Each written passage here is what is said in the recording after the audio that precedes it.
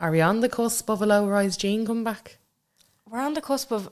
I walked into Bershka the other day and I thought I was in a tie-dyeing factory. I actually couldn't fucking believe... That you're in the t-shirt print. I was like, what the fuck is going on? So the bottoms, like the combat bottoms that we were searching for fucking ages for the live show. Oh, they're everywhere. White ones, pink ones, Can I wear chains. mine? Like, unironically, can I wear them? Because they're think sitting so. in my... But I'm like, imagine me rocking it. I'd be so embarrassed for myself. But then I'm also like... Everyone's doing Is it. that trendy? But we also had longitude, and I think it's more so aimed at them gals. Yeah. Because, like, wasn't there war going on between, like, the kids saying, who the fuck do you think you are, to 25-year-olds that were at longitude? Well, I didn't know this, but somebody had a Twitter, like somebody was talking on a Twitter thread, and they were saying about like, the year has finally come. I have to let my daughter go to. Like, I've had to let my daughter walk out in essentially like a dental floss suit. Yeah. Off she goes to longitude, and then like and I was like, oh, I wonder what and clicked in. It was like, oh yeah, I remember. The only way I got it, she was 15, sure, and I was like, 15 going to longitude. Yeah, that's who it's aimed at. That's the thing. What? Yeah, it's more so the young'uns. I thought young'uns like 18, 19 to 22 No, kind of thing, no, it's to It's 25. a Coca-Cola then. So Is it? Yeah, so Coca-Cola kind of are the big ones. You know the way the Bulmers are the big ones for the forbidden fruit? Yeah. Coca-Cola are the big ones for longitude. So it's more, so it's not even, like I think you can get a drink at it, but there's certain areas, nearly like what you were saying about Coachella. Oh my God. Kind of like the Right. VIP area and stuff like Okay. that. I've never been to it, so I'm talking out my arse here. But it's all spin DJs and stuff like that. Okay, that makes, because they had really good acts, like. Oh yeah, they didn't Megan Thee Stallion. Yeah, they were supposed to have Doja, and I remember thinking, oh, well, I get a VIP ticket, and just like, I'd paid the 150 to just go see Doja, and then thank fuck, she... Sure, look, Carla, you're 30, what now? 2? Yeah. You'd have been the oldest person there.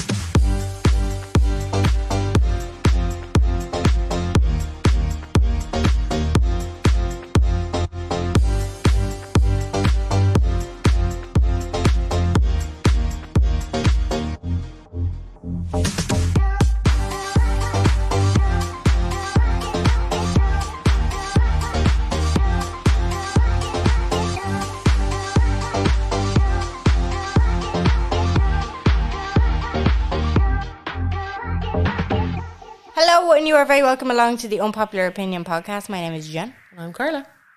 How was Paris? Oh, Paris. Paris. We won't. We'll give us the short version. Short version, it was a big fun fact. No, yeah, fun fact episode is what we have. Fun, cool, sexy, deadly, savage. I found out at 7:30 the day before that I was going at 4 a.m. Hated that. Don't do that. Oh God. Don't do that. He learned. He won't do it again. I was like, cute surprise. Never do that again. Yeah. Like, you could have been like, we're going away. Here's the climate. I'm not telling you where. That would have been Fab. I can't believe you've been together like 8 years and he didn't know to do that. But this is like, this is why I'm like, have you just tuned me out? Yeah, it was like you're so vocal about it. Yeah. You're very vocal. So I don't, like, I have a fucking podcast. No, but like, yeah, anyway, the intention was gorgeous. The delivery, we can work on. Yeah. Yeah, maybe tell me, give me more than 11 hours to prep. Yeah.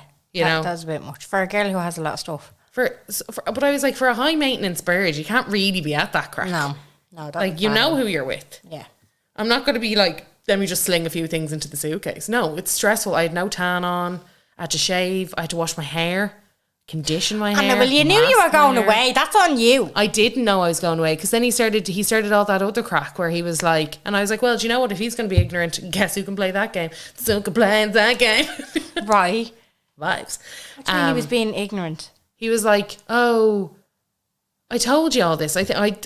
I told you all this, where he was being like, oh, take this time off work. And then he was like, oh no, I've had to change our plans. And then he was like going up and down around the town. It was very annoying. And then I was like, I'm going to get my nails done. And he was like, no, you can't get your nails done. And I was like, okay. And then he was like, what do you want to do next weekend? And I was like, you told me to take time off.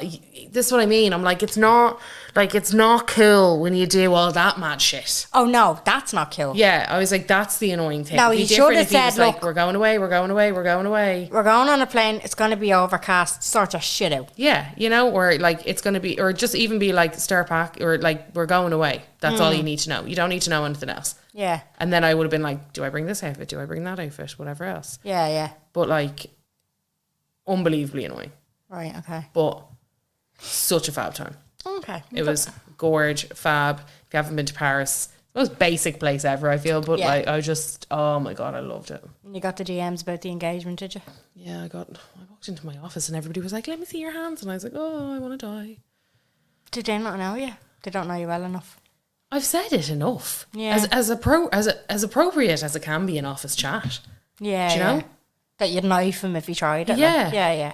And then I had to almost re-explain everything. Oh shit! This is just so awkward, and it was so funny because you were like you be known. Yeah, most people be known. Like all my friends were like, that would absolutely never happen. Never happen. No. That would never happen. You would never speak to him again. You would dump him. Yeah. Well, yeah, no, I know, but I suppose it is a real engagement place. So yeah, it was so good. I can't get over how good it was. And I spent a fucking bomb. I'd imagine. Dropped a bomb. You went into Dior and bought a bag for yourself, sir. I bought sunglasses. Oh, did you? Right, Yeah, okay. I did, but I bought them the day that they had the price increase. Oh, for fuck's My sake. head. Yeah, I know. You're very unfortunate. Yeah, I do. Yeah, I wasn't really thinking straight. But then I totally I knew that the price increase is coming up, but then I just totally forgot that it was that day. It was the French air. And like I went in and I was like, I thought that these were 40 quid less. And then I was like, oh, the price increase. For fuck's You know? sake. And I was like, oh, because they do it on different, like, so bags go up a certain amount and then glasses. So like I ended up spending $4.40 on the glasses. I know. What? I know. Oh my God. They'd want to be giving you 200 back for that price. Like, which is it one of these on the table? No. I was God, going to no. say the way you just fucking left them there. No, okay, Grant. Jesus Christ. Give me a heart attack. No. But yeah. Anyway, look, separate to that, I spent a bomb anyway. Right, okay. It's food and drink and everything. As I said, it's a $5 for a Coke. Yeah, yeah. Like that to me is Talking also about tenner for scandalous. water here. Yeah. Right, so you had a good time. Recommendations on your gorge. Instagram. Recommendations The on whole the Instagram, the whole shebang. If you are thinking about going to Paris, please go. It was a gorgeous time of year to go. The weather was amazing. We got there, the first day that we got there, it was lashing, but that was okay because there were so many fuck abouts with all of the flying that it took us like 7 hours to go to get over there with all the... It's a nightmare, isn't it? Oh, Even if I had the money to go this year, I'd just avoid it. and that's it's a bit of that, but it's also... It's annoying now with and he booked Aer Lingus because he thought he was doing a good thing. Yeah. And Aer Lingus are the big fucking shit show at the moment. Yeah. Ryanair are more consistent. Aer Lingus keep like losing everyone's baggage, and our carry-on bags were check-in bags, so we had to check them in. Oh, for fuck's sake. And that was a debacle, and that was the issue. So the queues for us were the baggage queues. The queues were for the baggage drop-off. The queues for us were not the... what you call it, the security. It was the fact that we had to check in our fucking hand luggage. That's so annoying. A ball ache.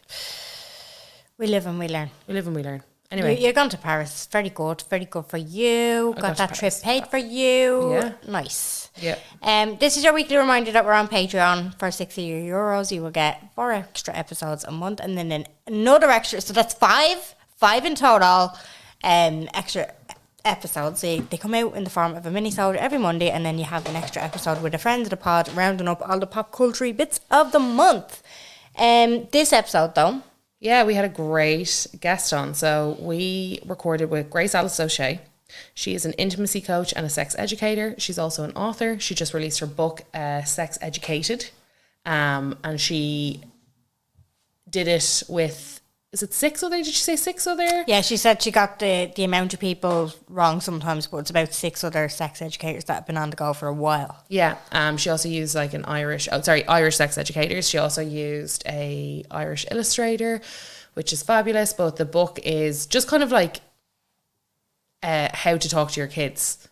Yeah, she said it's basically a Q&A kind of like reference book. You don't even have to read it from cover to cover. It's like all of the questions that the sex educators involved have been asked over the years. Yeah. Some awkward, some funny, some clever, some really sad. And just the answers that they would give in those situations. So they put it out to their external educators, so schools will get them in. She'll explain it all in the it's not an interview, it's a chat, but it sounds like a really good premise. So the link for the book is down below in the description, and the money that you pay for the book goes back into the charity. Yeah, which is really cool. It's really good. She also works as a intimacy coach and a sex coach. She says she doesn't like using the whole sex coach thing. She prefers to say intimacy because it's a little bit more broad. But that is a really interesting conversation. Just a really good guest. And something that we've wanted to talk about for ages. Yeah, it is. It's been on the list for ages. So give us your feedback. We might have her on again soon enough for a bit of a Q&A if you have any questions. And we set that up again for another time in the near future, maybe before the summer ends. Yeah, because it was very top line, I felt. Yeah, definitely. It was very surface level. We could have talked about so much more, but she was pressed for time because she's popular. She'd be popular in.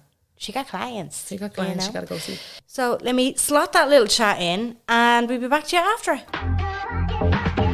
So Grace Alice, thanks a million for joining us. Tell us a little bit about yourself. What, in a nutshell, is your title and what do you do as an educator? Yeah, well, thanks so much for having me on, first of all. My name is Grace Alice O'Shea, and my titles have changed a bit over the years, to be honest. But the shortest way to put it is I kind of have two roles. I'm a sex educator and I'm also an intimacy coach. So under the sex education work, I would go to schools, I would deliver relationships and sex ed to primary schools, secondary schools, universities as well, all different topics related to sex and relationships, body image, porn, consent, you name it, I kind of deliver on that.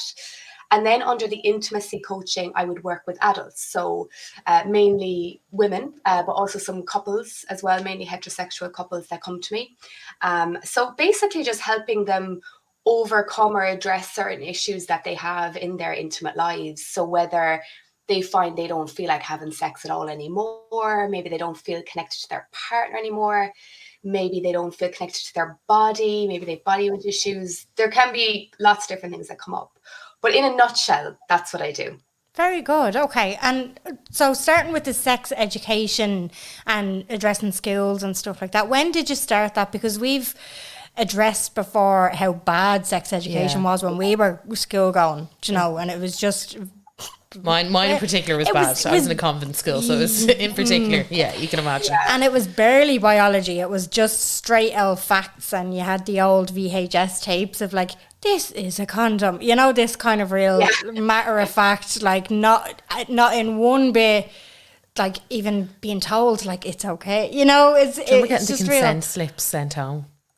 And you'd have to get, and I was like, Mum, this is so embarrassing, will you please just sign this? Yeah. It was bad up until very recently. So I suppose you being brought into schools, like what age kind of brackets are you talking? Like when would all of this start and when did you start doing it? Because I'm really intrigued by how schools are evolving and how they're bringing this into the curriculum. Yeah, well, they definitely are evolving because I was the same. When I was at school, my sex ed was non-existent really. Like the girls got a period talk more than anything. It wasn't really sex talk, and it was terrifying. Oh my God, I remember I nearly fainted during the period talk, which is so ironic that now I'm the person doing the period talks and the sex talks. But it was bad. But I started this work when I was doing my master's. It was nearly 7 years ago when I started going into schools. And what kind of age groups. So if it's primary schools, it's generally 5th and 6th class I've done. And then it's like all 11, 12. Yeah, 10, 11, 12-ish. Some kids would be 10 in 5th class, but mostly 11, 12. But, I think there does need to be education younger than that as well, not necessarily about sex itself, but like even learning about, your body parts, what the names of them are, how they work, learning about boundaries, consent, gender. Like there's lots of stuff you can talk about before you ever talk about sex. So we do, I worked for Sexual Health West, their charity in Galway. So when I worked with them, and the way I work now as well, do it in a very age appropriate way, in a kind of a staged where each year is getting a bit more, and it's building on that learning really. So it is evolving, like it really is improving, thankfully. That's good to hear. It's good to hear. Good to know. What made you tell us a little bit about your background. Like, how did you kind of get into this line of work? Because it is something that, like, we've had this on our list. I think it was one of the first things that I put down when we started our podcast in 2019, because it has been so bad for so long. And obviously I don't have kids, and I don't have kids of that age, and Bobby's a bit too young, but I wouldn't start now. I wouldn't start with him. We're not really in the loop. All I know is that it needs to change, but I don't really know much else about. I think from my perspective, I'm like, it needs to change, but I actually don't know what's going on out there. So I'm like, that needs to change from what I'm hearing on Twitter. Yeah. I mean, I think there's a little bit of a kind of, what would you say? There's a movement now towards, I feel that the government very much want the teachers to be delivering sex ed, which is fine. If teachers want to do it, that's the thing. And it's important to remember that it's not necessarily like any other subject. I'm not saying it's the most difficult subject to teach by any means. I mean, every subject is unique and requires a certain skill set, but like it is very specialized work, like when I first got into it, and that's so 7 years ago, even the way I teach now compared to 7 years ago is quite different. Like you do have to continuously be learning about what's happening in teenagers' lives and how to adapt to that. So there is a movement towards training more teachers and for it to be more kind of done within schools. But I think there is still absolutely a place for external educators, someone like myself. And I don't just say that for my paycheck, genuinely.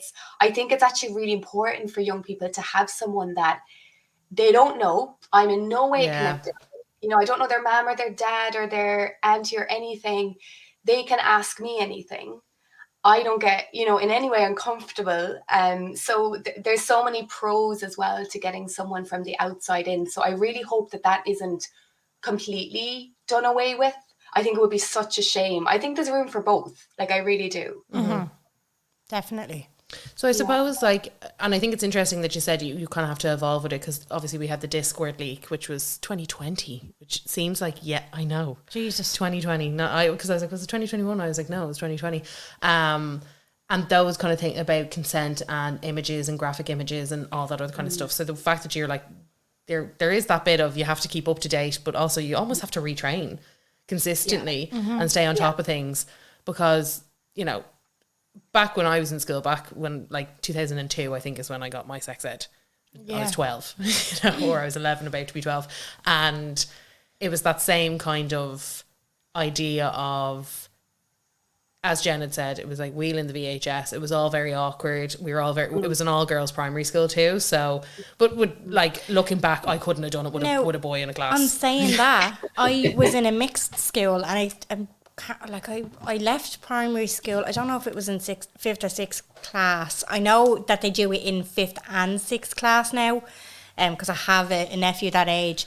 But when it was me, I think it was just done in 1 year. So it was either 99 or 2000, irrelevant. Anyway, I was in a mixed school, but the boys and the girls were separated for the sex ed. So the girls were brought into the PE hall and the boys were kept in the classroom, and there was two different. I'm pretty sure they were external. I can't say that they were I can't say that they were actually our teachers, and I remember just getting like, I don't know, it was maybe it was the way that it was delivered, or maybe we were just too immature at the time, or it just wasn't in the forefront. Society wasn't really putting this to the forefront of importance, do you know what I mean? So it just made us really giddy and really kind of like awkward. Vaginas and penises and all this kind of crack, and we were just having to laugh about it and stuff like that. But I do think, it's a bit off topic, but it's kind of relevant to it. I was looking up the other day, like how we're saying how it's completely changing, and government are kind of to have a little bit of a hand in it. I was looking up about toilet training the other day. My little fella's 2.5, and he's kind of,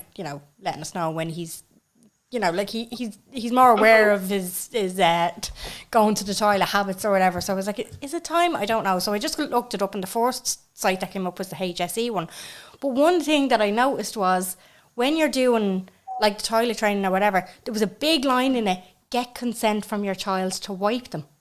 And I was like, I've never seen that before. Yeah. Get consent Yeah. from your child to wipe them. I was just Yeah. like, well, I'd say this is recent, like, you know, in the last few years at least, for that to be put in, because that wouldn't have been Yeah. even a thing before. Yeah, I've seen a lot more of that now, and I think understandably some parents are very confused about that, and there is a bit of resistance to like, you know, well, like things like when my child just has to brush their teeth. So, whether they consent or not, they just have to do it. And I totally understand, like, because it's out of concern, right, for their health or whatever it is. But I think there's some educators I follow and they describe it, they go into more detail with it, and they're like, it's kind of more about just communicating what's happening and if they're okay and how they're feeling. So even when there's one educator, he's a male sex educator, and his stuff is targeted more towards men. Cam Fraser, he's great, but he recently he's a new father, and he says even when they're changing his nappy, he'll actually just verbalize what's happening just to get him even in the practice of communicating with his child about what we're doing to your body now and what's happening. So like, oh, I'm changing this now and I'm going to do this now if that's okay. And it's not that the baby's going to be like, no, stop. Yeah. It's not like that.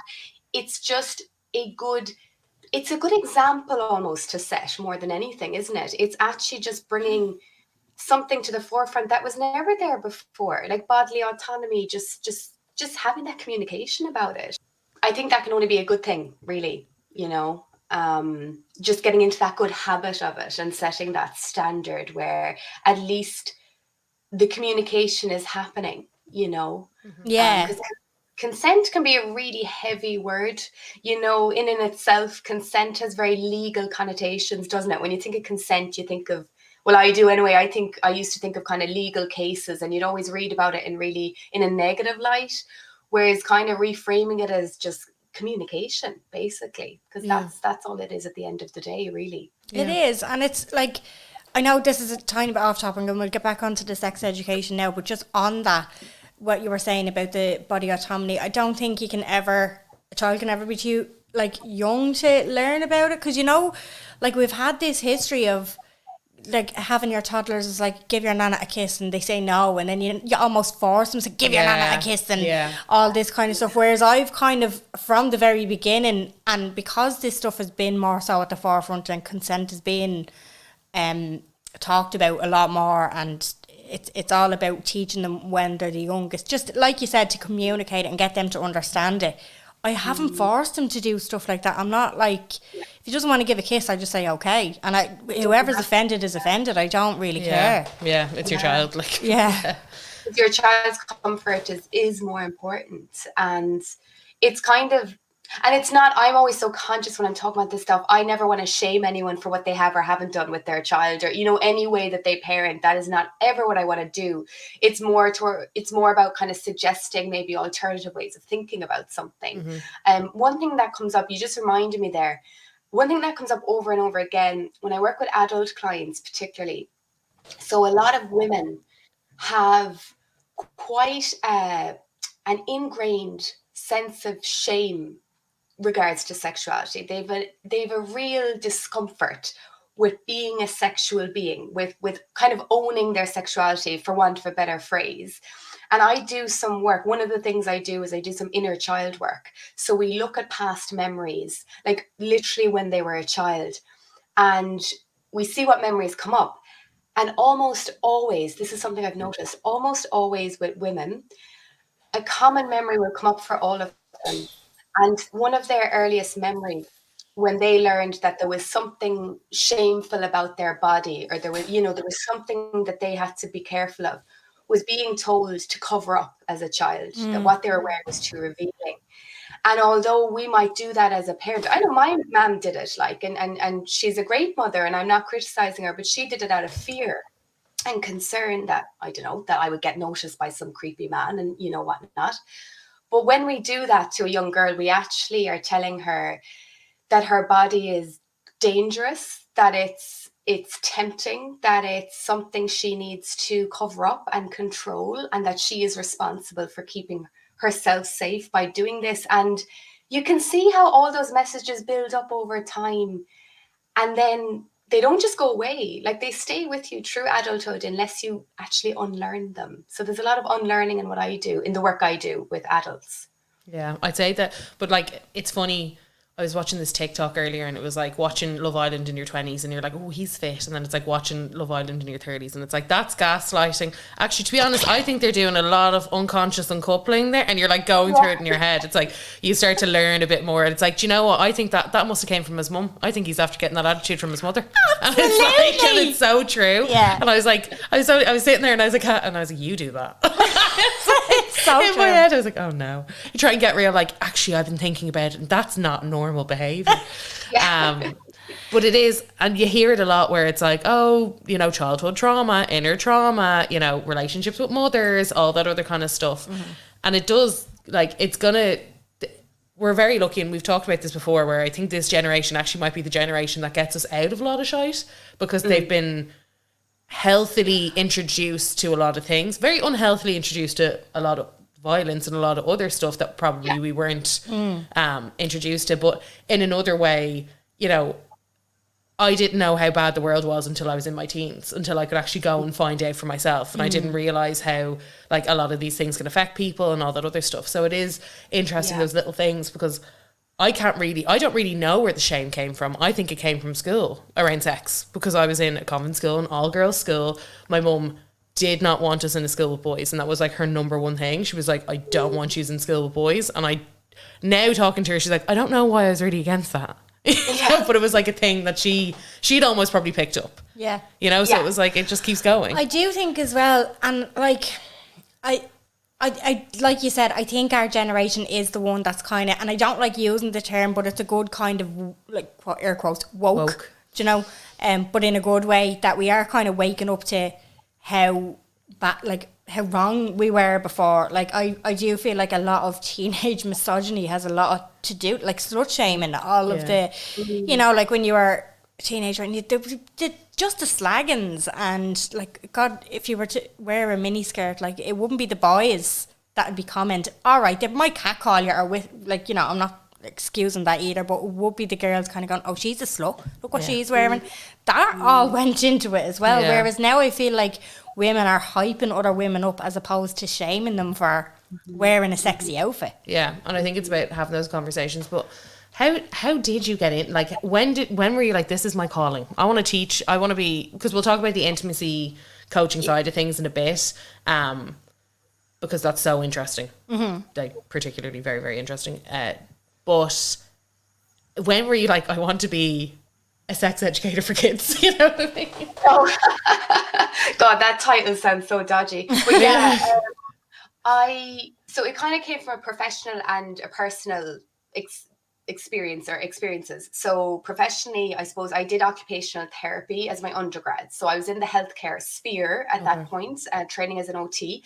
And I did notice that sexuality was hugely missing from the course, from the curriculum. So say in OT, you might be helping someone rehabilitate, maybe learning to walk again, to well, maybe not so much to talk again, that would be speech and language therapy, but, you know, to kind of get their lives back, or make their lives what they want to be, whether they have a disability or an illness or an injury.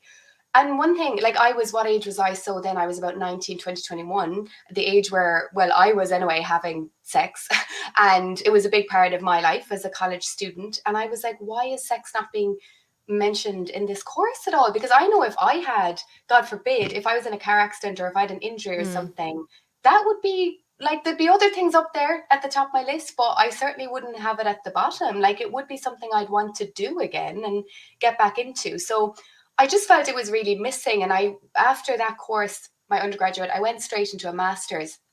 And that's where it kicked off, really, because the master's was in health promotion. So I specialised in sexual health. I just felt really drawn to it. And I think because of my personal experiences, so one was that I had something called vaginismus for years. And some of your listeners will definitely have this if they haven't had it, if you have a lot of women listening. I had it for Like I became aware of it when I was 13, 14. And I didn't get treatment. I had to go to the States for treatment. Oh, wow. The States Jesus. in Ireland. I had to go to the States for treatment when I was 21. Thankfully, it was very successful. And for anyone listening that doesn't know vaginismus, it's basically the muscles in the vagina involuntarily out of your control. They contract or close, kind of, to make it simple. So getting anything in there, a tampon, a penis, is either impossible or very painful. So really debilitating, you know, because you want to have sex, but your body's not playing ball, and there's a lot of pain and whatnot. And there wasn't enough support at all. When I Googled it as a teenager, it said that 1 in 1,000 women might have vaginismus, whereas now the statistic I've seen recently was more towards 1 in 10 will have it at some point. Wow. So we're talking about things, it is changing. So that hugely affected my sexual development as a young woman. I mean, hugely affected my sense of self-worth, my body image. I could go on and on about that, and I've talked very publicly about it. It was actually, I was like, this is surreal, because was it the Examiner, I think, did a piece on it, or the Times, or both, I can't remember.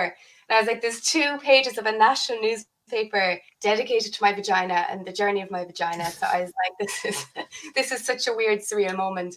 But and also then the other kind of personal experiences were just ending up in quite abusive, unhealthy relationships at a young age again. So I had a turbulent few years when I was really coming into being sexual and being a young woman. And looking back, I just really needed someone like me, or I needed, and we can chat briefly about the book as well that I wrote. I needed that stuff and those people, and they just weren't there. So it was what's that? You know, be who you were younger. That kind of that a bit of a cringy phrase, but there's a lot of truth in it as well. So that's kind of what drew me to it, really. Yeah. Wow. Oh wow. So to the book, as you were saying, which we wanted to mention before we move on to the kind of adult intimacy coaching side of it. Sex Educated is the name of your book, and it's more so aimed at younger adults and the parents of those younger adults. Yeah. So can you give us a brief synopsis of what the book can help people with? Of course. So it's called Sex Educated. I have it here next to me. It's quite big, actually. It I think it's 440 pages. Wow. So it's fairly hefty. But what it is, it's basically, I wrote it with help from 5, 6, I always forget, it's 5 or 6, a team though of sex educators who have been delivering sex ed in Ireland as well for years. And basically it is an index of nearly all the questions I've gotten over years, and my colleagues over years of doing sex education. So when I was in the role, we would always, when we did a class, we would ask people to write anonymous questions, and you get loads of them. They were my favorite part of doing the work, because it gave you a real insight into, okay, what do they actually need to know, you know? Some of them are hilarious, some of them are really sad, some of them are really clever, some of the, you know, there's such a mix in there. And I just thought this would make a great book or resource if we actually just compiled these and answered them. So like a Q&A. So that's what the book is. And there's 9 chapters. Each chapter has a different theme. So there's a chapter on periods, there's a chapter on puberty, a chapter on consent, etc. So the book really, it's suitable for, we say, about 12, 13 upwards. But I have people in their 20s, 30s, 40s reading it that never got sex ed and are finding it really helpful. But really, yeah, it's more primarily for teens, but also the people who care for them. So their parents, teachers, youth workers, just people who feel they need a bit of a guide to answer these questions and might know where to start. And there's fabulous illustrations, I have to mention, because they're so inclusive and sex positive and just beautiful, by Ciara Coogan, who's a Galway illustrator. So that's it in a nutshell. That's Sex Educated. Oh, fabulous. That sounds actually really good. I was like, I want to read that. Yeah, so do I. We'll send you a copy, 100%, so you can have a look at it. Because I always hear teachers are like, oh my God, the stuff that people come out with. Like if you've ever talked to like a secondary school or a primary school teacher, they're like the things that kids come out with. But I suppose like a lot of there's lots of really interesting blurbs that kids come out with too. And you're like, where'd you pick that They're up? so clever. Like, Yeah, you're they're like, so clever. where did you pick that Yeah, up? no, that sounds really good because like that. And Jesus, I have a good 10 years in me before I have to answer. And Never too early, Jen. By that stage, he probably will have the curriculum and the like the resources in school and not have to ask me anything. But I would love to actually. And you know, yeah, you're never too old to learn something new every day. No, you know? you're not. I learned a lot writing the books, so I can safely say there'll be stuff in there that you didn't know. Yeah. And it's like it is accessible, and you don't have to read it back to front. If you want to, you can. But you know, you can just read a chapter. You can read you can dip in and out of it. So that's kind of good as well. So it's not too overwhelming for parents where they're like, oh my god, I have to read this huge thing. It's more like we just wanted to fit in as much as we could, you know, Yeah. just have it as a one-stop Like a shop and an Bible. Irish resource, which is so important. Yeah. Sex Bible. That's exactly An what it Irish is. sex Bible. Is it available in stores or online, or we'll obviously post links and stuff like that? Yeah, so it was commissioned by Sexual Health West, as I mentioned. So they were the organisation that I worked with. So you can buy it on sexualhealthwest.ie, and the money actually goes back into the charity that delivers sex ed. So it's great. So it's actually funding sex ed. Oh, in amazing. Ireland. I'll post the link in the blurb, yeah. Yeah, and you can also get it from a lovely sex shop as well. Sex shop. Brilliant. Savage, Love yeah. sex shopper. Yeah. Very good. Yeah. So, onto the intimacy therapy that you do with adults. Is that, give us a bit of an outline on that? Like, is it mostly, obviously, like, there's confidentiality in place there, so we can like ask you actual Like, tell us what happened there. give us a bit of goss. Yeah, we're not going to ask you that obviously, but do you find as time is going on, are people more confident going to you with their problems? Or because I would imagine, like, even if me and Adam were having a bit of a rough spell, I don't know if we'd be confident enough to go to somebody like that. Well, I think, like, first of all, there's all this conversation around mental health and people going to therapists in general and going to coaches and life coaches. And something that I've seen, my aunt, we've had her on before, she's a life coach. And it's mad to see how much her business has kind of changed, I suppose, over the years, because people are now starting to realize that there's help out there and you don't have to just deal with everything in your own brain, and you can kind of like actually communicate and have these conversations and go to an expert, somebody who actually knows what they're talking about.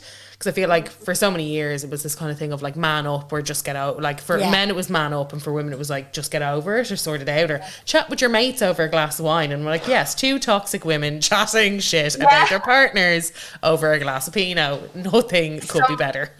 Yeah, some of the things I hear from the people that come to me about the advice their friends have given them, I'm like, oh my god.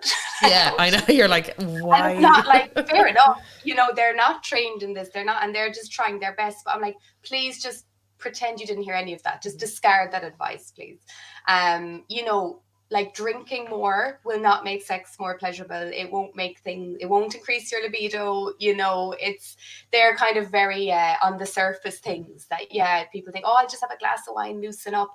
A lot of GPs have said that to clients that have come to me. What? Yeah, like a lot of particularly women who have any tension or pain during sex, again, maybe vaginismus, have a glass or two of wine. That can help. And it really doesn't. Like it really, really doesn't. So yeah, but to go back with what you were saying, I know you're both looking. I'm shocked. I'm just like, I'm not actually. Obviously, are you not? Yeah. No. Well, I mean, I think if it nearly sounds like common sense. Like you need to get to the root of these problems. Like I feel like drink would just mask your fear.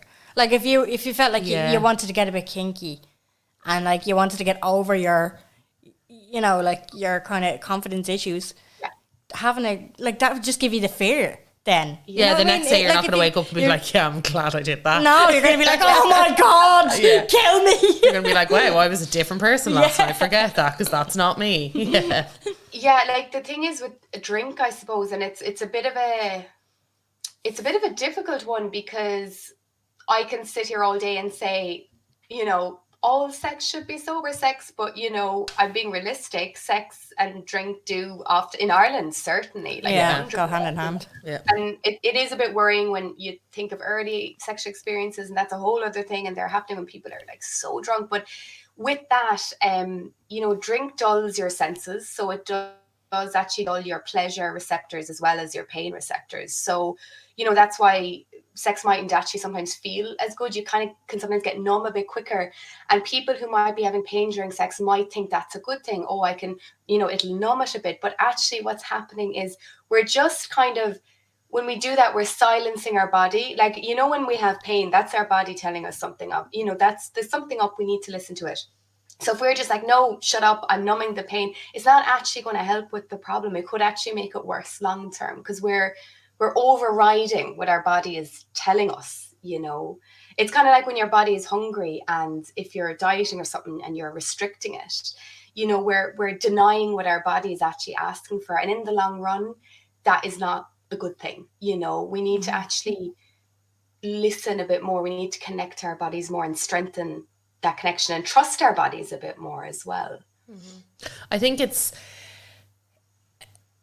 interesting because obviously in Ireland we have this overhang. It's the Catholic Church, and like it's always behind us, and it's so funny chatting to people and they're like, oh Jesus, the Catholic shame out of that now, God, I couldn't be having that and it's because it is just this like die, but it's constant. And it's like when you think, and it is funny because now we have, like people are always saying like on TikTok, it's like, oh, that's a real For You page. That was for you. Yeah. I was like, that was my thoughts. So we all just have the same experiences. But I think it's just because so many people haven't spoken out about things. And I think it's interesting because there's so many shows about dating, and with dating in turn comes sex, and in turn comes intimacy and sexual compatibility and all of that other kind of stuff. So at the moment you've kind of had this boom, I suppose, of Married at First Sight, which got really big, particularly in Australia. And I find it's interesting, like if you had Married at First Sight in Ireland, they would never be talking about sex. Imagine with an expert on the couch, they'd be like, no, would you stop asking me about that? Yeah, that's my dream job. If anyone's listening, I want to be an expert on an Irish Married at First Sight. That would be, imagine an Irish, like a show about that. It would be so interesting to see, to kind of, I suppose, undo all these like really toxic behaviours and these things that we've kind of picked up and learned, and see how people react. And it's interesting on like, like my boyfriends from the UK, they have a totally different, I've spoken about this before, but the way that they're brought up around sex, or the way in particular that he was brought up around sex. Now he has a twin and he had a twin sister girl, so it's kind of, because everything was happening to the two, like everything was happening to the two of them at the same time. So it's interesting because they were in school together and all that other stuff. So like he's very well rounded in that kind of, and speaking to him, I'm like, what was your sex education like? And he was like, oh yeah, we were taught how to put on a condom. I was like, LOL, that would have never walked through the gates of my school. No, sure. No like way. having sex was just for having babies. That's all it was for. Yeah. And like that kind of thing. But now when you're seeing, Love Island, and now they've kind of pulled back on the sex part of it. And I do understand that. Hate it viewing wise, but I do understand it in another way, that the contestants are quite young, and no matter how open and free some people are about sex, if you're riding on TV, you've always rode on TV. Like it's always there. And it was kind of the same with like Geordie Shore. Like Geordie Shore, I think, was one of the first reality TV shows where I was like, oh my God, they're showing people having sex on the TV, and it's not even 10 o'clock. Oh my God. Yeah. And then when you look at like Married at First Sight, they do all these tasks as couples, and they have to do all these clinics, and it's supposed to be really helpful, and they're trying to get to know each other. But what I find interesting is how they have to rate like sexual compatibility consistently, and how they've had to talk about it. And it's so awkward. Now, obviously it's awkward because they got married at first sight. They don't really know each other. But I'm like, they're having better conversations than some people are having 20 years into their relationship. Absolutely. Yeah, they definitely are. And they're actually having to think about it as like, because everybody's like, what kind of guy do you like? And it's like, a fun guy, jokey and, kind and all this other kind of stuff. And I'm like, there's also all these other brackets that nobody likes to talk about. But sexual compatibility is a massive one. And it depends how much it ranks, I suppose, to each person in their relationship. You'll have a couple, obviously, who care about it, and then people who don't. So I'd say you deal with that, like that, all of the time. I love the aspect, though, of the intimacy, like the honesty of it. Yeah. Because generally when, say, if like, and I don't know what, I think I just need to unlearn it. But if me and Adam are talking about sex, it's always very, very like, you know, it's just I'd be scarlet, and I just have to unlearn it. But I feel like I can't just be honest because I'd be mortified. Yeah, you're and going to stand out in the hall and I'll be in here and we'll close the door and we'll shout out to each other so we don't have to look each other in the eyes. I'll send you a voice note, like, you know, that kind of text. And like, I would consider myself quite open-minded and like not ashamed of anything, but it's just very Catholic of it. It's something in the Irish as well.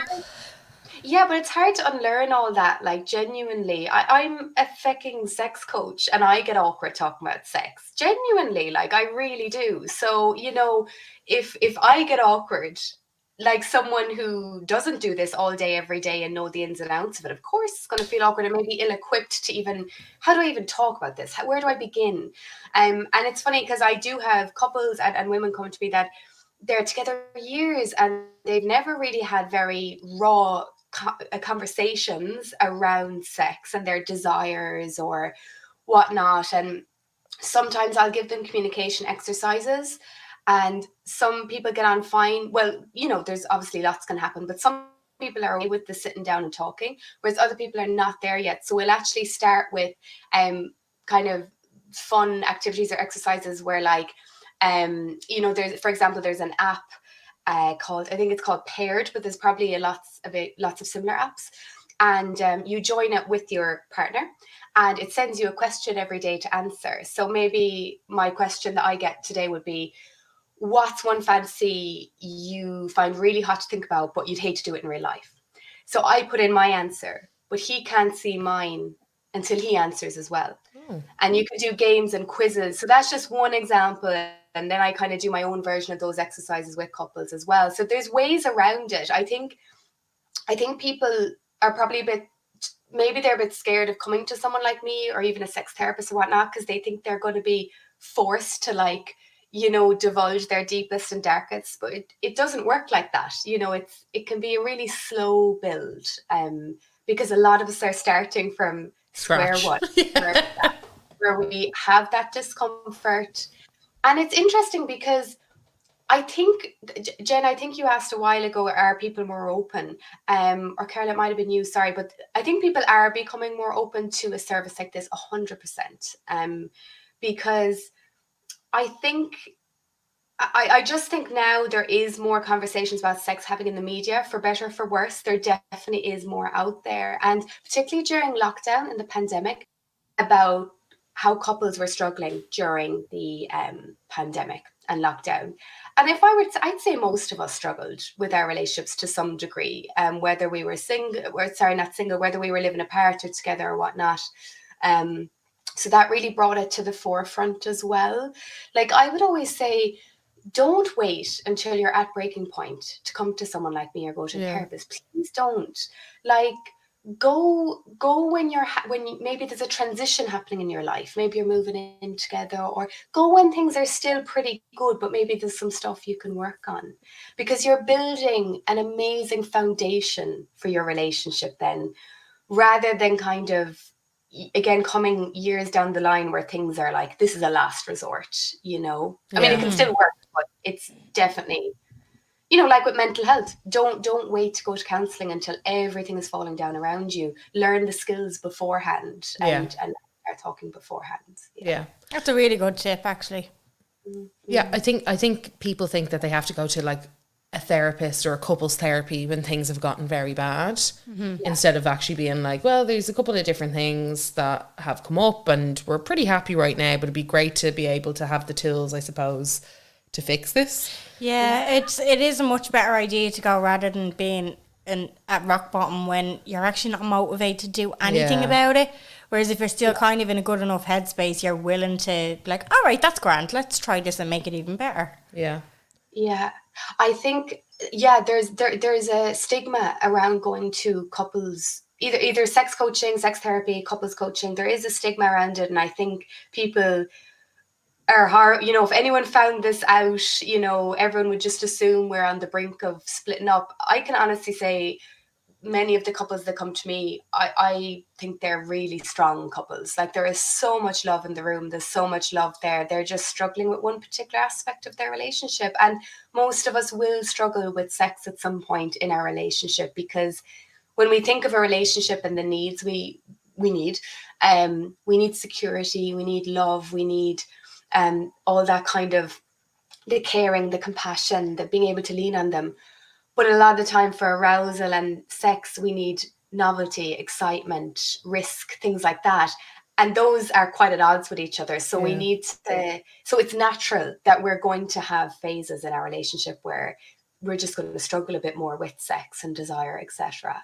So it's not, if anyone's listening, don't let that stop you from reaching out to someone and getting help, you know. And at the end of the day, if someone makes that judgment about you, it just reflects more on where they're at with their own sexuality and beliefs around it, not where you're at or you and your partner are at. Yeah, and it definitely, I don't think, because I think it used to be just, well, particularly in my own head, it used to be like when you heard of a sex therapist, it would be like this idea of an, you know, like in Meet the Fockers, where New York loft. Yeah, like it was this really eccentric kind of therapist who was talking about like whips and butt plugs and stuff, and it was always an older couple who had just lost their chi. Do you know what I mean? That was what was always kind of documented as. Whereas if it's normalized, like we're looking at you now and we're just like, it's like it's you're one of us. You're one of us. Like, you know, you wouldn't be intimidating to go into, or you wouldn't be like, air quotes, too much to, you know, handle. Like if you went to just kind of have a chat with somebody about it, like even if you just tried one session. Yeah, exactly. And like I offer again an initial session. I don't, you know, if it's not for you, it's not for you. And for some people, they're not ready yet, and they'll come back at a different point, and that's absolutely fine. But you're so right. I was talking only recently about the kind of media representations of sex therapists and sex coaches, and they're always like that. They're always like really out there. I must say though, I love Jean Milburn in Sex Education. I think Gillian Anderson is so good in that role. And yeah, she is a little bit, but to be honest, I see a lot of myself in her. Like, you know, some of the stuff she says, I'm like, oh, that's do I go on like that? And my boyfriend's like, yes. So maybe there's no harm in making people feel a little bit uncomfortable as well, because doing coaching or therapy is all about broadening your comfort zone. So rest assured, I'm not going to come in with whips and plugs and the whole lot. And I would never, because people are coming to me with pain, with really sensitive, delicate issues, and I treat them as such, and most professionals will. But of course, you know, with the communication exercises I gave or the different tasks I ask people to try, they're designed to broaden your comfort zone, because change doesn't happen, as we know, if we stay in our comfort zone all the time. So I'm getting a bit more comfortable with people being a little uncomfortable around me. It's funny. It's something I've gotten used to myself, where at the beginning, when I used to tell people what I did, I'd almost shy away from it a little bit. You know, I'd almost kind of say, oh, I'm a sex educator, so I do work in schools and I talk to you, and I'd over justify it nearly. But now I just say, oh, I'm a sex educator, and leave it. Just let the questions come to you instead. Yeah. Exactly. Did you find over, I suppose, how long have you been doing the intimacy coaching and that? So I've only been doing that about, I always get confused, over, let's say, a year and a half. I think it's a year and a half. Yeah. And have you found that things like not trends, because obviously you're not going to be like, yeah, there's this massive trend with couples, but if you feel like it's crazy, every single person is different and yet they're all the same. But have you found that there's any kind of specific things that kind of keep coming up in your sessions, that like that one piece of, I suppose, the puzzle that doesn't seem to be clicking with people? Or is it a case of like, do you think it's a lot of miseducation, or what I suppose are you seeing that's a common theme in your sessions that kind of tends to just keep coming up? Yeah, common themes would include women simply coming to the realization that they don't know what they want, and they don't know what they like, and they don't know where to start having a better sex life. What comes up again and again is a lot of women who come to me, they feel like they're not really in ownership of their sex lives. Like they've never really had sex that is maybe truly for them. They've had a lot of sex that is more geared towards pleasing their partners, and we know women are conditioned to do this, so this is not surprising at all. And again, this is why sex education is so important, to talk about this stuff from a young age and say, you know, it's a connected experience. It's not one person just serving the other, unless that's what you're into. But that comes up again and again and again. So, you know, women just not knowing, you know, when I ask, oh, and do you ask for what you want? But I don't even know what I want. So it's really bringing it back to basics. So I would do a lot of work around reconnecting to their body, their sexuality, doing things like pleasure mapping, sensory mapping on the body. So seeing where it feels good, where it doesn't, what kinds of touch feel good. We talk a lot about desire and different feelings during sex that they connect to more. Like, do they like to feel submissive or dominant, or, you know, there's loads of different feelings we can crave during sex. I'm trying to think what else comes up. I mean, body image issues come up almost all the time, particularly with the genitals, particularly with the vulva itself, like women being horrified by their vulva and quite disgusted by it, which is like, it always just makes me a little sad hearing that, because that is definitely coming from society. That's definitely coming from conditioning, you know. And I even get questions about that from young girls. So that's happening all the way through, you know, a few decades there of women and girls that I'm seeing. So yeah, they would be kind of the main things. Also, sorry, just a few other things. Struggling with orgasming is a big thing. Struggling with reaching orgasm. And also pain and tension during sex will come up quite a bit as well. Yeah. And is that like something that couples, you do both couple intimacy coaching and you do solo intimacy coaching? Yeah. So is that something that you find women are happy to speak about in front of their partner, or? Not so much. That's more of the work I would do individually. Okay. With the couples, what comes up more is that there's maybe what's called desire discrepancy, which basically means one person wants more sex than the other, or one person isn't feeling really fulfilled by the sex they're having. So that's kind of what comes up in couples more. But sometimes then those issues I just mentioned, body, like that feeds into those issues as well. Like women might withdraw from sex if they no longer feel confident in their body, for example. You know, sometimes after childbirth, particularly, it can happen where if you've had a painful birth, I'm sure every birth is probably painful to a degree, but certainly if you've had something like a traumatic birth or whatnot, women can start disconnecting from that whole area, understandably. You know, if there's an area that's causing you a lot of pain, you can start disconnecting from it. So it's interesting. Like I do feel that it's usually women who come to me on behalf of the couple, so on behalf of them and their boyfriend, husband. And it's usually the women that will talk that bit more. They will be more leading the process, because they're probably the ones that are reaching out to begin with and kind of taking the reins with that.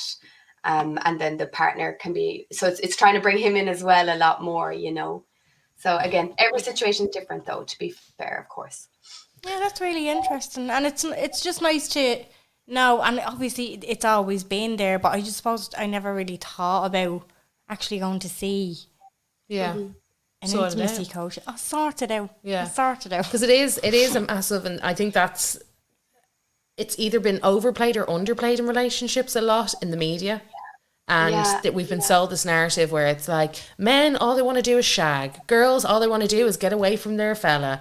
And it's like, even these kind of things of like, oh, you're going on holiday, you're definitely going to have to put out so. And it's like this narrative where it's like, oh, I hate that, you're going to have sex with your fella. Are you having night away in a hotel? It's like dirty night away. And I'm like, oh God. Yeah. You know, like it's just a constant, and it's brought up all the time. And obviously men talk about masturbation a lot more than women do, and that's really normalized. And then it's almost like the biggest shocker ever if a woman uses a sex toy or is open about using a sex toy or promotes a sex toy on social media, God forbid, or like anything along those lines. So it's this kind of, it's like we have to always consistently bring it forward or bring it back.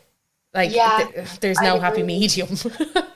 Yeah, and I think sometimes we're lacking like actual I suppose, informed kind of nuanced conversations around sex in the media. So you'll notice that if you pick up, or well, we, you know, even read online, a lot of articles around better sex, they'll talk about your weekends away in your lingerie and your toys. And I'm not, all of that's lovely, that's fine, but that's really surface level stuff. Yeah. You know, if there's something going on with your intimate life, you probably have to dive deeper, and that's okay.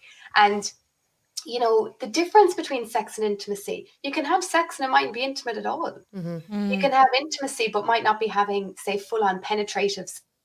You know, it's because, again, intimacy, I prefer to use, you know, even intimacy coaching, because that's actually really the heart of what I do, is the connection to yourself and the connection to your partner, and the being honest with them and exploring with them and all that lovely stuff. Not just, oh, this is the position of the week. Do you know what I mean? So we need a bit more of that. And I have to admit, I don't watch Love Island myself. Big fan of Married at First Sight. That's my guilty pleasure. But I think, just even from listening to people talk about Love Island, what I do like about Married at First Sight is the experts. Now, sometimes I feel like I just don't agree with some of the stuff, but that's okay. It's for entertainment at the end of the day. But they do kind of call people out quite a bit. They do, on behavior, it's I good. really appreciate. But I don't think Love Island. Now, again, I haven't seen it, so maybe I shouldn't say anything. But from what it sounds like, that there's lots of stuff going on, maybe gaslighting, maybe whatever, maybe stuff around consent, whatnot. But is it being addressed? I'm wondering, is there any outlet, like, apart from between the participants, who seem really young as well? Yeah. Like, they're very young. So do they even have the capacity to have those conversations? I suppose it's not that kind of show, but I'm just thinking out loud that I'd love to see, you know, taking those examples and actually have even an after show where you pick them apart more with an expert, with a relationship expert or something like that. Yeah. For young people watching or older people watching. Yeah, and it's like they do have therapists and they do have counselors and all that other kind of stuff on it, but it is like a couple of years ago, two of the contestants had unprotected sex, and they had like real ramifications where they were sat down, they were like given proper sex ed almost, and then they were like taught about protection and all that other kind of stuff. So there is all that, but we never hear about it. We hear about it afterwards, after the show's done, and we hear, and you are right, where it's like the lads can gaslight for 8 weeks straight and then only find out about it off social media afterwards. So I do like Married at First Sight, because it is that kind of thing where it's like, well, I just witnessed you say X, and that's not okay because she said Y, or he said this and you said that, and that's not an okay behaviour. So it is that little bit better. Yeah. We know your time is precious. You actually have a session right now. Yeah. In 10 minutes. In 10 minutes. So we will let you go. I would love to have you on again sometime soon to chat, I suppose, a little bit more in depth. But thank you so much for your time, and thanks for just kind of, I suppose, opening up the world of sex. Yeah, it's been very informative. I will link the book, that the website where you can buy the book, your social media channels as well. And again, thank you so much for coming on. No, thank you. And my website as well is gracealice.com if anyone wants to learn more about me and my work, book a session, anything like that. And I'd love to come on again. Sure, I could talk. It's hard to stop me talking about this stuff, and there's so much to cover. So anytime, just we might do a Q&A or something the next time. Yeah, brilliant. That'd be great. Thanks so much. Right, before we go, have you got an unpopular opinion? I do.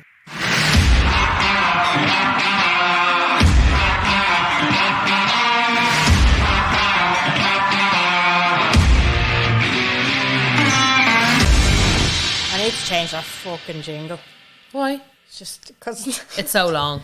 It's not even that. It's just like, at the start it was like, ooh, controversial. Now I just cringe every time. Yeah, me too. It is, yeah. I was only thinking that there. I was like, oh gosh. It feels very like, what was that, Guitar Hero? Yeah, it's stock music. Yeah. And it's literally a bit between, it goes like, what the fuck was the name of it? It was like DJ Jungle or so, you know, like, because when they do stock music, they put their own thing over it. Oh. So that you can literally you can't use a full song. You have to try and use like the segment. Yeah. Lose. Even though it's stock music and you don't pay for it, they still fucking trademark it. Well, not trademark it, but brand it. I do think it is too long also. Let me work on it. We're still trying to get bongos for the fucking jingle. Anyway, come on. Adam? Probably more of a popular opinion than an unpopular opinion. But They're still, I all think it needs to be popular said. opinions, I feel. This still needs to be said. There should be a cap on how much water is. Yeah, oh yeah. Do you get me? Like, it's absolutely, and it doesn't matter where you are, who you are, how you are. Universal charge. A universal charge. There should be a cap and a limit on how much you can charge for water. Yeah. It should never cost €10 for a bottle of water. Oh, Paris, is it? Like, it should just never cost 10 quid. What brand was it? Was it Evian? No, it was Perrier, but it was Finesse Bubbly, and I don't like the Finesse Bubbly, and I didn't get fine bubbles. Essentially, it's like you bought sparkling water and left to go flat, and you drank it the next day. Oh fucking hell! It's even less. Yeah, crack. it's even less. It's like even less TV static. Yeah, it's the worst. But just in general, I was like, this is like, you know the way you see in the airport and it's like €4 for a bottle, and you're like, what is going on here, gang? I know. I needed water for just house water. You know, Yeah. just bottled house water. Yeah. And I was around in the Super Value because you can get it cheap enough in Dunn's. To be Yeah. fair to Dunn's, they have their own brand. How is their brand? Anyway, they have these like distilleries, whatever. But Evian, it was like for 500ml bottles, it was like $4.20. I was like, the absolute. Am I going to buy it? Yeah, but the absolute notions of it. I know. It's like $4.20. And I get like it's a brand and all that other stuff, but I just don't respect it. I just don't respect it. You know? Did you ever hear that? You said you're starting up a water brand. I'm not going to respect you. No, like smart water and all that. Like what? I don't respect it. Yeah. Yeah. I don't get it. Yeah, wouldn't be for me. Same as to be honest, sparkling water can go in there too, but at least they put in a little bit more effort, you know? There's A a little process, a bit more of a process. Like Yeah, there was effort put you're in paying there. for the labour there. Yeah. You know? But I just feel like, you know, I'll pay for it, that's no problem, but have a cap. Yeah, that's You know? I would absolutely agree with that, and I would say that is a popular opinion. Unless if there's anybody out there that works in an Evian factory. Unless you want to school me. Yeah. You can school me all you Because want. it could be a case of, it costs that much because it takes me fucking hours. Do you know that song? Yeah. I have a stomper. I kind of don't think that that's the case, but anyway. You have a stomper, right? Hang on a sec. Have a jingle. Carla's Stomper of the Week. We're getting a bit more nostalgic with this one. This one came on also while I was in Paris, and I was like, oh my God. Oh, I don't like that one. What? No, I think it's too repetitive. No, Jen. Yeah. It's gorgeous. No, it's It's just summer. no. Come on, Jen. No. I'm not on board with this. I'm not. Carla's dancing. I am not dancing. Let it be told for the record. I'm not dancing. Do you know what it reminds me of? Isn't that song? I know you don't be asking for me hot takes, but I'm gonna give it to you anyway. You know, like Sophie Ellis Bextor kind of music, it just bores me, and it's very repetitive, and it's really, I don't know, is it just a bit English or so? I don't know, there's something about it that I'm just British. like, no, I don't like that. It's like that, baby, give it to, whatever that fucking song is. Oh, Lady. Yeah, Lady, Yeah. sorry, yeah. Don't like it, that's why I don't know it. It was like But the biggest it's- song it's of just- 4 years when we were younger. Oh, but it was like, I played one time last year when one of the girls had the radio just playing on the laptop, and I swear to God, I felt like it went on 6 hours. I was like, this is the most repetitive. It's in that school. They went to the same school. I don't see where you're coming from. I think this is Put 'em High, it's by Threes, and I think it's just in a different. I thought it was by Stonebridge, but maybe she's the singer. But anyway, it was just one of those tunes when I had it on my first iPod, and I just loved it. I listened to it all the time. Yeah, Right, okay. loved it. Thought it was brilliant. Well, I'm delighted for you. No, I'm joking. We just have different tastes. That's all. On the car CDs and all it was that. like- yeah. And the CD changer in the Yeah, bow. yeah. There you go now. Thanks a million for listening. We hope you enjoyed this. We are going to go and record our Patreon right now. Patreon. And yeah, we hope you enjoyed. So let us know. Give us any feedback. If you have any questions, we will put it out on the platform to ask official questions to Grace for when she's going to come back. We're kind of already mid-organising that. Yeah. So let us know. Give us your feedback. And we appreciate you. Thanks a million for listening. We love you. Bye.